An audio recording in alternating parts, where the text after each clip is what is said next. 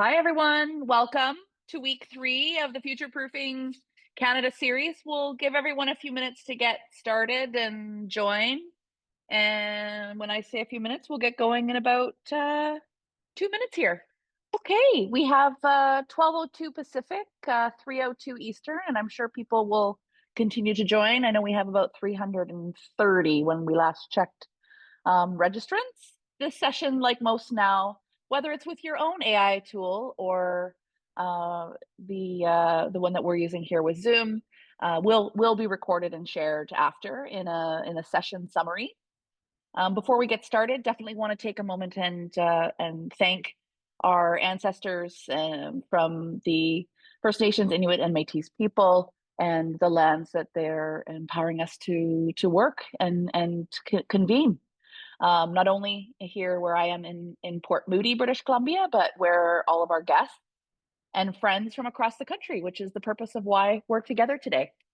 So digging right in, welcome to week 3 of our Future Proofing Canada series. This will be an ongoing series as we navigate all of the ups and downs and the lefts and rights of our neighbors to the south, and what I think indicators like 25% tariffs are doing to press all of us as innovators, industry leaders, economic development agencies, collaborators, and figuring out how we make sure we really take advantage of our innovation economy here in Canada and navigate those pressures in a really thoughtful, collaborative way.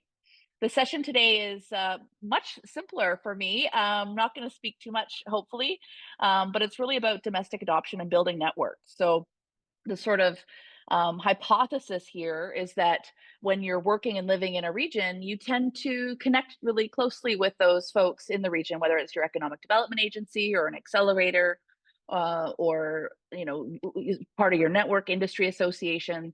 And what we're trying to do is say, look, there are some incredible organizations across the country that are doing cool stuff. And if you're an Ontario company looking to go to Alberta, or a BC company looking to go to Atlantic Canada, we want to just create a space for you to make those connections. And through that networking, you might find that there's either customers or capital or specific projects that would make sense for you to look at. We understand people's time and resources are limited. And so creating connections, having honest, fast conversations about what people are working on and what can help them move the needle in terms of economic development for the region and the country is hopefully what we'll achieve today. This session, like the others, is supported by our friends at IRAP, and they really do some interesting supports with us. Our Deliver program is part of our Accelerator Ramp and pilot training programs, as well as a few other programs are supported by IRAP as well. That's me. So Jeanette Jackson, CEO of Foresight Canada, just so honored that people spend their time connecting with myself and the team as we navigate what before was commercialization challenges for Canadian clean tech, and now is really, I think, a huge national economic interest to make sure that our innovation economy thrives. Our purpose is to help the world do more with less sustainably by connecting industry with the world's best clean technologies. We believe those to be Canadian technologies, but we also want to make sure we have our finger on the pulse on what's happening around the world as well, which we do tend to do a lot of. And this is a little bit about our network and impact, which you can see in lots of other presentations. The theme and agenda for today, I'll do a quick recap of session 2 because there were some really interesting insights. And then we're going to do empower the colleagues from across the country to share a bit about their organization. And then we're going to go straight into breakouts. And it'll be a little bit more of a rotational breakout this time. So we'll do sort of 3 10-minute breakouts and hopefully get to connect with the right region and group. And then we are going to recap. So we'd like to hear, so take a few notes. What we're hoping from the recap, which will probably end up starting a bit later than 12:45 Pacific, is an opportunity just to hear sort of something you've learned, like, wow, I didn't know this was happening, in Atlantic Canada, or I didn't know that this was such an important priority for this sector group, or whatever it might be. So we really want to take those learnings and share them with the broader Foresight network of 25,000 that we end up sharing these findings and insights with afterwards. We're keeping this slide the same. So if you were here the last 2 weeks, the first one was didn't have the first orange piece, the new 25% tariffs. That was added last week when we got the surprise. We're adding 25% tariffs on steel and aluminum. But what we've seen over the last week is just a lot of concern, reflection, strategic inquiry, people wondering like what's going to happen with the flow of investment dollars between Canada and the United States. Is there going to be an inflection of companies wanting to come here or manufacturing wanting to set up in the States to better serve that market? And what does it take for Canadian innovators and sectors to be competitive globally if we have to shift our efforts to other markets? And so that's sort of what I'm hoping people unpack when they're connecting. What we do also know in terms of strategy, the innovation economy, it's not as sort of standard when it comes to tariff implications. If we're exporting IP, or you don't have solid hard assets or goods moving across the border. And what we do know is that we as Canadians, all industry collective, we spend 10 billion more on US service providers than we do Canadian service providers. And that type of that a $10 billion market, bringing that back home and showing people how you can find amazing service providers on innovation, on industry transformation, on capital, on sustainability, whatever it might be, is something that you can find here at home. And these organizations have a lot of networks that can help you do that as well. So jumping right into the session 2 recap, last week was about short-term tactics and legal obligations. I won't go too much into that. The team can share a link in the chat so you can see what the specifics around the legal considerations were. It's just understanding your contracts, what region the contract is, to be executed in. Do you have exit clauses and all of that kind of stuff? But what we did find very interesting is the different priorities that emerged in the breakout conversations by sector. And so in the built environment, we had their overview of what they would like to see. And it's the same for all of the sector summaries, is they want clarity on what exemptions are going to be available, if any, as soon as possible. They need support with internal preparedness. So as a company supplying products, what does your team know how to handle that type of pivot, that type of shock, to your operating infrastructure? How do you prepare for that? More on US market insight. So is if you're selling niche products, is that market enough of an opportunity that you want to look at different manufacturing, strategies? Strategic proactivity, so seeing Canadians and the industry come together to be strategic in being proactive in either a response, but more importantly, on how we keep the doors open for trade.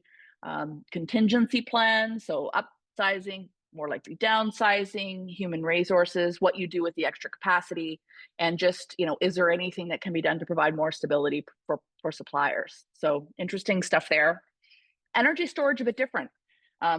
Really bullish on things like market expansion, figuring out where to find new investors. So if the investors in the US dry up a little bit, how do we look at, our friends in the UK? We also, a lot of Europe is looking for energy alternatives, Asia, energy alternatives, and maybe we have some untapped opportunities in Australia, Africa, and South America. I'd sort of also recommend, building those relationships with Mexico. Operational expansion. And so if you do need to set up teams, what does that look like in other regions? And there's obviously more complexity in language and culture, but if there's the right tools to help with that, then that'll probably increase the probability of success on your sales or on a project. And just access to capital. Moving on to fuels and alternatives. So just, what we're seeing here is they're hoping for some confidence around policy so that they can do, have a good business plan and a business model to pitch to their investors. and also customers really stepping up and saying, look, we're not just going to do a pilot, we're going to give you, a purchase order, for what you're doing. Faster market entry. So capital was a small piece of that, but regulatory considerations around, setting up manufacturing and facilities for fuels and alternates, and end user education, which I found really interesting. Obviously we talk a lot about that education between, a technology provider and an industry buyer, but it's also, if we're a B to B to C, pathway and consumers at the end, what does hydrogen in our system look like? What are the alternative fuels? What is what are the facts about natural gas and the opportunities around that as well? The next one was on carbon innovators, so equivalency models, carbon tax clarity, U.S. policy stability, operational capacity. I think around market entry support, and there are a lot of bespoke, sort of smaller programs. We have our Carbon Next initiative that tracks a lot of that, but bringing that all together and providing, carbon innovators a real opportunity to catalyze and prioritize their market demand based on meeting customers where they're at, and then sort of mapping out go forward strategies from there. And that's where the resource coordination really comes into play, and who leads that. And we've got some great policy groups, which perhaps we'll do a policy session in a few weeks. But there's also, government and program delivery agencies and groups like that have facilities as well across the country on allowing these innovators to test, their carbon tech. And the last two is digital innovation. So really a whole different mindset if you really think about, hard tech and deep tech and large infrastructure projects versus digital innovation, which well over 50% of our companies have a digital data dashboard, component of their total solution. But if we think about even broader digital tech and efficiency with AI and all these things, open source tech access was something that was highlighted. Tariff insight. So will there be any risk on the soft tech stuff? Access to data. And we see that actually a lot in the water sector, where a lot of water tech companies are excited about the Canadian Water Agency and seeing what they can do to bring more data to the sector and the innovation space, so that the solutions that are built are something that paying customers can really use. Of course, with digital, it means the infrastructure, not roads, but all of the cable and the satellites and high speed internet and all those things, as well as regulatory compliance. So I think with the infusion of AI and other security risks related to digital technologies, making sure that we have clarity on where regulatory compliance is going. And the last one is around water and wastewater. We really rely on the Ocean Supercluster and Coast to do the ocean tech and saltwater work, but we have quite a robust network on sort of freshwater technologies for industry and municipalities. And so things like market diversification, the clarity on US demand was really about like, how much water are we sending to the US, and like, what does that mean for technologies that can be deployed around sensors and water management and water pricing and all of that sort of related activity as we look at tariff response tactics related to energy and water. So really interesting. The summaries all online. And I do want to close off this section with a reminder that if you haven't signed up to the Canadian Clean Tech Adoption Platform, this is where by sector we're mapping out all the solutions that are TRL 8.9 plus. And we have already a pilot, list of buyers that are looking for solutions in mining, renewable energy, water, waste, transportation, and built environment. And that's all about domestic demand creation. So sign up, give us feedback. And of course, Joseph is on the call here. And I'm sure if you have ideas and insights on this, or you want to do a trial with the learning management system that's in this, we'd be happy to work with you on that. So just put your name in the chat and we'll take a note. enough from me. Let's get to the real good stuff. This is all about Pan-Canadian connections. And so we're going to just allow all of the folks that are here to introduce themselves, their organizations, what they're working on. And again, this is a casual forum. It's more about quick conversations and getting into the meat of the supports and the opportunities available. And without further ado, I'll pass it over to Isabel, and we'll go from here. Awesome. Thanks, Jeanette. Thanks so much for having us on the line here. My name is Isabella Tarasco. I'm with Emissions Reduction Alberta. So a little bit about me. I've been with the team for about 6.5 years now, 7 coming up in June. So I've held a number of roles in the organization, starting in a strategic and engagement role with the team and moving now into our technology investment role. So I've had a hand in planning our engagements, our events, business plan, annual report, reporting to our board of directors. And now I actually help design our multi-million-dollar funding calls. So for those of you who are unfamiliar with Emissions Reduction Alberta, we were created in 2009 by the government of Alberta to help the province essentially deliver on its environmental and economic priorities. Our funding is sourced from the TIER Fund, the Technology Innovation Emissions Reduction Fund, and that is Alberta's, I guess, main carbon tax program for our industrial emitters. So industrial emitters essentially pay into that fund, and we reinvest a portion of the proceeds from that fund into technologies and solutions that reduce emissions. We do that typically by our competitive calls for proposals. So we launch 2 of those per year. We usually sit around the $30 to $40 million mark range for each of those competitive calls, one in the spring, one in the fall. And our most recent challenge, which you may have seen, was our Advanced Materials Challenge. That call for expression of interest closed in January. And we are hoping to renew our launch for our Industrial Transformation Challenge, which we have signaled as an annual call for proposals. So we will be bringing that forward to our board and to the government of Alberta to give their stamp of approval before relaunching that this spring. But if for those of you who are interested in learning more about the projects that we recently funded in our past Industrial Transformation Challenge, those were just announced last week on February the 13th. So feel free to head to our website and our social media channels to learn more about the types of projects that we've supported there. In closing, I will say that our funding is non-dilutive. We do require 1-to-1 match with private dollars.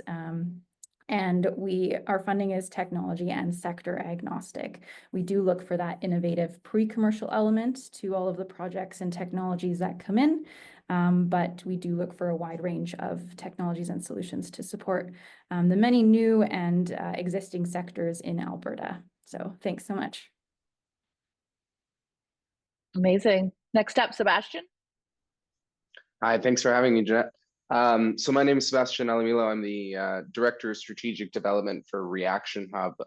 Reaction Hub is a facility that's located in Kingston, Ontario, that's about 220,000 square feet, dedicated to scale up of chemical technologies and chemistry at the bottom of so many of these clean technologies, because it was chemistry that got us into our climate mess in one way or the other, and now it's chemistry that'll get us out, whether that's in the energy sector, or advanced materials, so anything from membranes to new alloys and metallurgy, all the way to novel polymers, or in the industrial process space, which is where you think about circular economy, CCUS, nanoscale fabrication, or any other kind of advanced manufacturing involved in that. So we were really broad.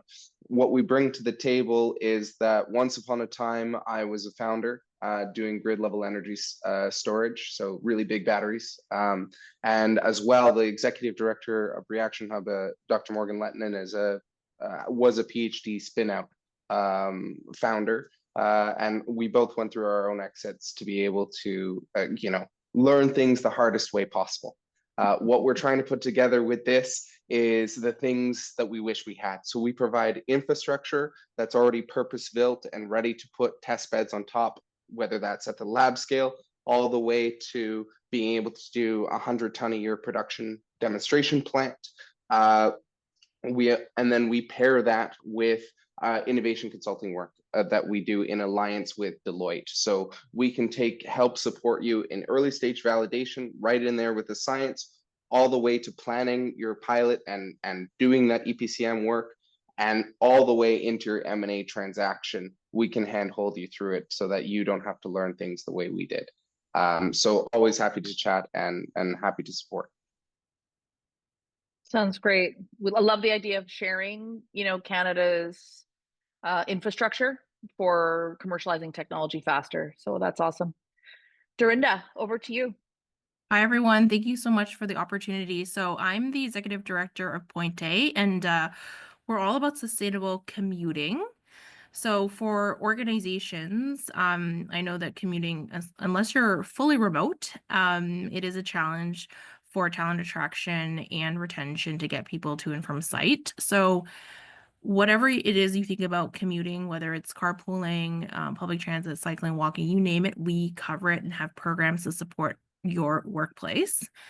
So we have a number of different solutions. We also run multi-site shuttles. So in case that's of interest to anyone. But we also increasingly are looking at working with different organizations and bringing them together. If you know anything about, Foresight does a lot in terms of cluster building and the practice of that. And so what we're able to bring to the table is project management, marketing communications, and working with different organizations to find funding. And it really helps that we're a nonprofit to be able to do that. So most recently, we have been working on training bike mechanics and growing the bike industry here in Toronto, so that the 4 training organizations can expand their capacity and that employers can get access to talented bike mechanics. So we've been able to bring in multi-year funding to be able to grow the industry, and we're happy to explore different opportunities together. I love it. People first, and we're going to need to keep people happy and here as we grow our domestic infrastructure. It's amazing. Shane, over to you. Okay, good afternoon, everyone, and thanks, Jeanette, for welcoming us on here. Oh, there I am. So yeah, my name is Shane McDougall. I'm the Director of Business Development for Innovation PEI. Innovation PEI is a pure economic development agency. We're part of the provincial government, and we have a very broad mandate that goes from the grassroots of entrepreneurship all the way through to our larger industries and so on. We also work very closely with our sector ecosystems, and I guess in terms of clean tech, I would say we're continuing to build out that infrastructure here. University PEI launched their School of Sustainable Design and Engineering. It was probably about 5-6 years ago now. We're a key partner with them. They do outreach with industry, and every year they do about 30 to 40 hands-on projects where they're working with real-life clients, identifying solutions to challenges that they might be facing on a product development scope or pure research as well. It's interesting. We're also working with the Cleantech Alliance across the province, which is going to be a new organization, which will help kind of bring together some of our traditional organizations that maybe didn't think of them as clean tech. But that's a model that we've used in our bioscience sector, is working very well. So we're trying to replicate that within the clean tech sector. Also, we have the Climate Change Lab, which is a national lab here, and they do research, a lot of it PEI focused, but they have partners all around the world that they're doing research on. So there's a lot of intelligent people there that can bring in partners from all around the world. So from an infrastructure point of view, it's probably no different than a lot of the other provinces out there, but we do feel like that we have a pretty good core here. And from that kind of germinates some businesses that are moving forward. In terms of what Innovation PEI specifically does, we're really look at ourselves as a networker first, helping businesses identify funding opportunities, research opportunities. And then in addition, we do have a whole series of grant programs that can, help with research, labor rebates, capital infrastructure. So kind of run the full gamut there. So that's it in a nutshell. But yeah, interesting to hear about the rest of the session. Absolutely. Yeah. The PEI Bio Alliance, Rory and the team there are amazing. And it's great to see that model. If something works, take the model and repeat it. So excited to support that initiative as it moves forward from Foresight's perspective as well. Nada, just checking in to make sure you were able to connect okay. Would love to hear everything happening at Envision St. John. Hello. So thank you for having me. I'm Nada Rabia. I'm representing Envision St. John. And if you are not aware or didn't hear about us before, we are located in St. John in New Brunswick. And Envision St. John is the regional growth agency. We are considered the front door for economic development. We came after our legacy organization, EDGE, or the Economic Development of Greater St. John. And our main mission is to attract people, visitors, businesses, and investment to the area. So one of the things that we care about is we want people to have a quality lifestyle here and to do business and to enjoy doing business here. So we represent different communities. We represent Cospamses, Rossay, Grand Bay, Westfield, Hampton, Fundy St. Martin's, and the Fundy Rural District. And we have different departments. We work with investors. We work with developers to solve the housing problem. We work with small businesses. I represent the entrepreneurship and business growth team. So we work with the small businesses. We offer funding. We offer mentorship, coaching. We focus on different sectors, not just the sustainability and clean tech sectors, but we focus on different sectors. And we collaborate with different partners in the community and in Atlantic Canada region to just make sure that we are fulfilling the requirement of the community and what needs to be done. So that's Envision in a nutshell. And I'm looking forward to the breakout rooms. Thank you, Nada. That's awesome. Thank you. Greg Freeman, over to you, Invest Vancouver. Thanks, Jeanette. And I want to say thanks to Foresight too for putting this together. I think you hit it off at the front there when you said we're very focused on within the region and don't necessarily get to connect with people from around the country. So I'm finding this really interesting and appreciate the opportunity. I'm Gregory Freeman. I'm a senior economist with Invest Vancouver. We're the regional economic development service for the Metro Vancouver region. We're a little tiny division of the regional government here in the Metro Vancouver area. We're focused on primarily we're created for foreign investment attraction, and that is that the primary focus is identifying a value proposition and bringing people in, whether that's to establish branches of their own companies or to invest in existing firms within the region.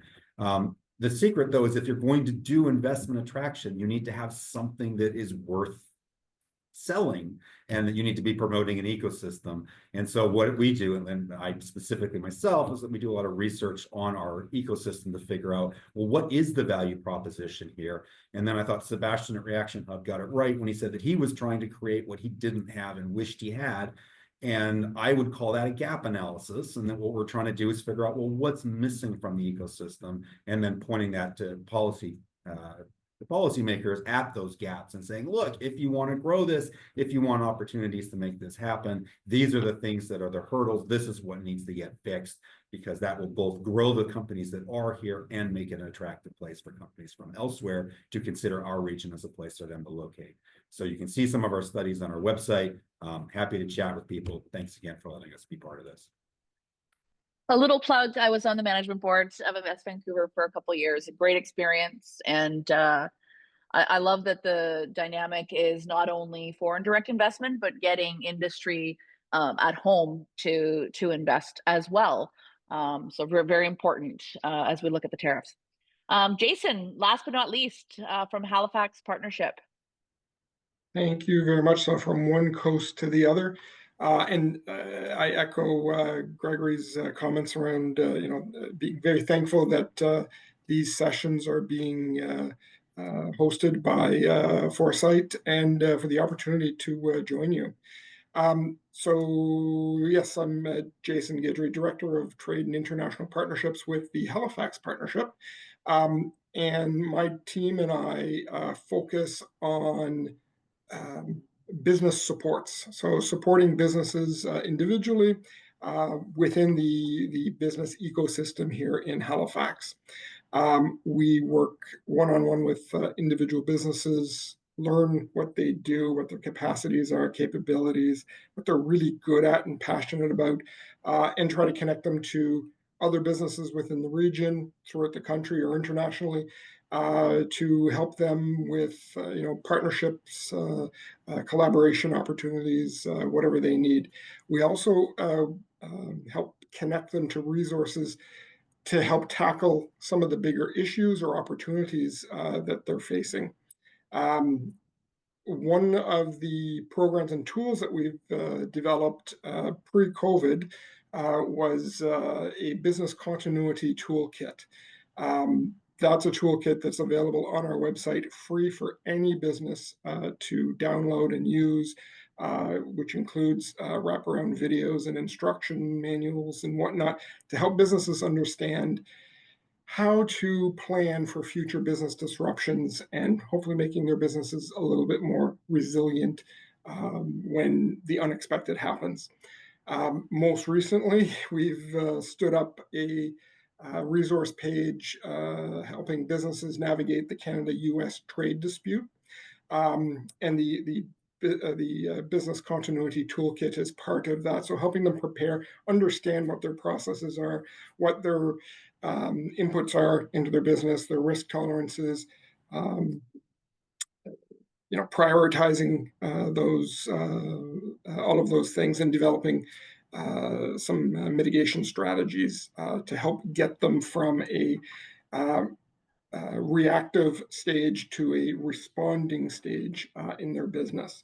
I'll share in the chat once I'm done a link to the business continuity toolkit, and I'll also put in a shameless plug for an event that we have happening later on about that business continuity toolkit. So if you're interested in learning more, I'll share the details. It's free. You can join us from anywhere in Canada for it, and we're happy to have you with us. Thank you. I love it, Jason. Yeah, we'll make sure we include those links in the follow-up as well. So if you'd like to share the link with the team, and if all the other groups want to share things for us to promote, we're happy to do that. Okay, next up, we're going to jump right into the breakouts. And really the intent is to hopefully ignite some domestic trade and demand. It starts with a connection. And if everyone can make 1 to 3 connections, in these, 20 minutes of breakouts, then we've met our goal. And then at the end, if you can think of 1 or 2 things that you've learned, and we can put together a top 5 that we can share with the folks that weren't able to attend today, that would be amazing. So I will pass it over to the team to kick off the breakouts. Thank you. There we go. I think everyone can see I've turned into a big fan of the whiteboard over the last 6 months here. My team loves whiteboarding with me. It's not funny. Okay. But what I wanted to do is this is just sort of how we're summarizing, some input, some ideas, some big ideas, some takeaways from folks. And if I can encourage people to raise their hand, and if they have a big idea or learning or something that they want to share with the group and take away, that would be amazing. So does anyone want to share anything? We only have a couple minutes, so. One of the Anyone? things, yeah.